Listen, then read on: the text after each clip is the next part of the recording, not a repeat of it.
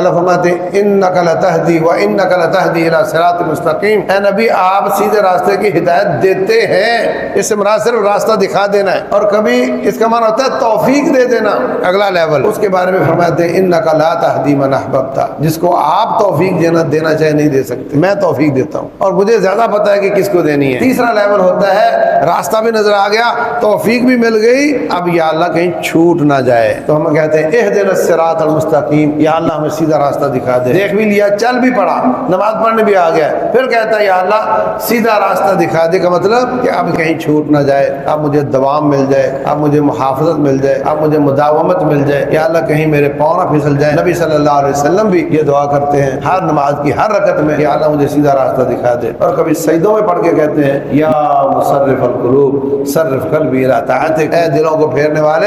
میرے دل کو اپنی فرما برداری کی طرف پھیر کر رکھنا، کہیں ادھر نہ چلا جائے۔